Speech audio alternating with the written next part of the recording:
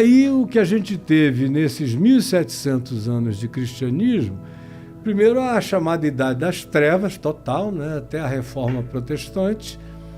A Reforma Protestante deu uma melhorada, a Reforma Protestante, a meu ver, não é a saída, porque é uma reforma. Sim, é tipo fazer uma bariátrica, lipoaspiração, essa coisa.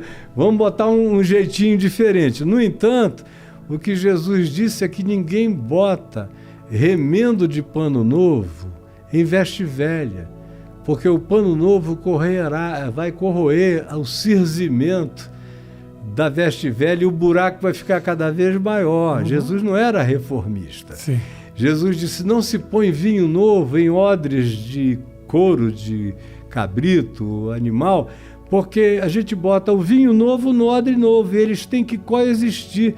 Se você botar vinho novo no odre velho, ele já vai estar todo fermentado, ele ficou vinagrado e vai arrebentar o couro, você vai perder o vinho. Então, a vontade de Jesus manifesta é que em cada geração começasse tudo outra vez. A vontade de Jesus não tinha um processo cumulativo. Era de renovação. De renovação. Toda geração tem que saber que Cristo morreu por você, ressuscitou por você, e o Evangelho está começando em você. E se não for assim, vira religião e se corrompe, vira reformismo, que não acaba mais. Mas é isso que eu digo, que estou dizendo, para responder a tua pergunta, a vida inteira, há 49 anos que eu digo isso, e depois que eu me separei, tudo que eu dizia que eles aplaudiam antes passou a ser heresia, porque o povo antes estava comigo. Aí eles passaram a falar dos púlpitos, que eu tinha me tornado ateu, que eu tinha virado o anticristo. Você era um desertor ali, né? Claro, eles precisavam de alguma maneira te apagar, né? E aí durante talvez uns 15 ou 13 anos, eu fiquei quieto. Eu fazia as minhas coisas, sempre fui livre e continuei livre. Aí eu falei, não, isso tem data, isso tem prazo de validade. Aí quando eu vejo agora, essa coisa está mudando de uma maneira tão extraordinária, porque eu dizia, vocês podem guardar isso como mentira no coração de vocês, mas os seus filhos e os seus netos vão me procurar. Todos eles. O mundo vai acordar. Vai acordar e novas gerações vão nascer e vão olhar para isso e dizer, que loucura é essa? Vocês engolem um mosquito e coam um camelo? Porque na realidade é isso, eles vivem engolindo camelos e coando mosquitinhos. E aí eu vejo essa nova geração oprimida pelos pais, aí o cara fica tão oprimido que se sente gay e aí deserta. Aí são declarados desviados, desigrejados.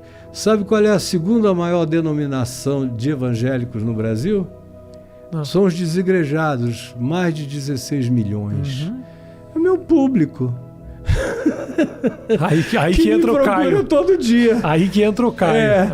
Além de serem o meu público, os que estão lá dentro também estão enxergando. Estão começando a dizer, meu Deus, como é que eu consegui andar cego tanto tempo? Então o que eu estou vendo é o negócio de ganhar outra dimensão. Agora mesmo, eu propus a um grupo de amigos que eu considero os pastores evangélicos mais sérios, mais cultos, mais equilibrados, mais ponderados do Brasil, eu convidei-os a gente formar uma fraternidade do Evangelho. Falei, não é cristã, porque a expressão, a terminologia cristã está toda corrompida, não significa nada. Cristianismo, então, nem falar. Então, nós somos uma fraternidade do Evangelho. É só o que Jesus ensinou que nos interessa. Rapaz, é gente de todo lado dizendo, eu quero entrar, eu quero entrar, eu quero entrar. Tá? E vai virar uma referência que vai se contrapor a maluquice, a loucura, a sandice que está aí. Maravilhoso, porque não dá para carregar esse fardo sozinho, não, cara. Não dá. Maravilhoso você se colocar e ter a força de outros que entendem que esse processo está muito equivocado. Porque senão você fica uma voz fácil. E é uma voz fácil de calar, né? Porque é um só. Por mais que você seja verborrágico e se conecte, as pessoas te amam, cara. Não tenha dúvida. Mas é muito fácil aquele outro matar uma pessoa. Agora, matar um movimento, aí não é uma pessoa só, entendeu? Existe a relação de controle, eu acho que essas igrejas elas têm com as pessoas, ela é muito próxima, né? É muito próxima.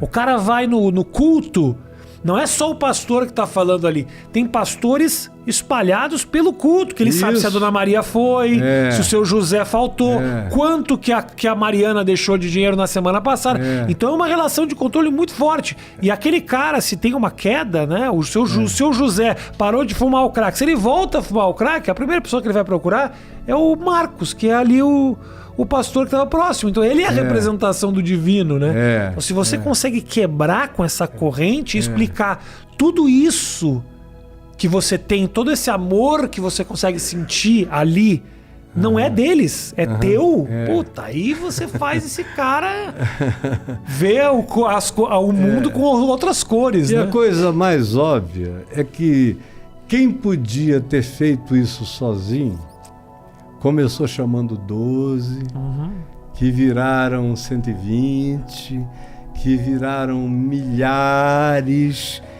porque ele que podia fazer sozinho não quis fazer nada só, foi envolvendo, foi ensinando, foi deixando que eles aprendessem uns com os outros. E aí, meu amigo, vira uma coisa insuperável e poderosa.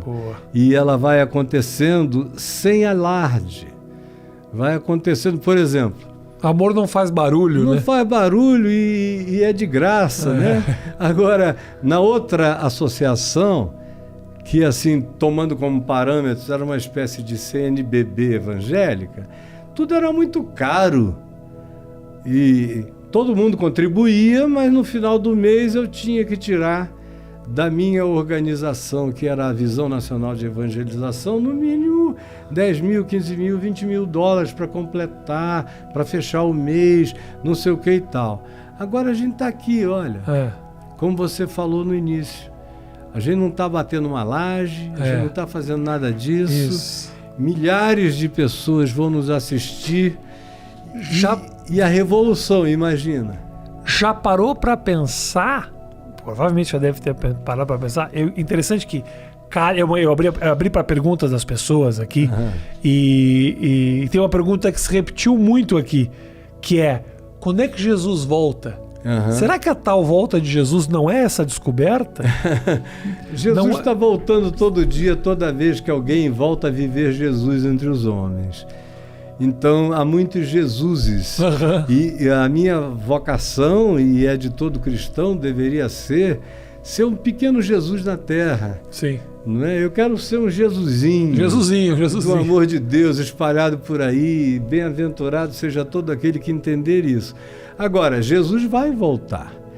E quando ele foi assunto aos céus, na presença de centenas de pessoas, no Monte Olival, e pode ter sido um grupo de até 500 pessoas que tenham estado naquele ato, quando ele disse: recebereis poder ao vir sobre vós o Espírito Santo, e sereis minhas testemunhas, tanto aqui em Jerusalém como na Judéia, na Samaria, até os confins do mundo.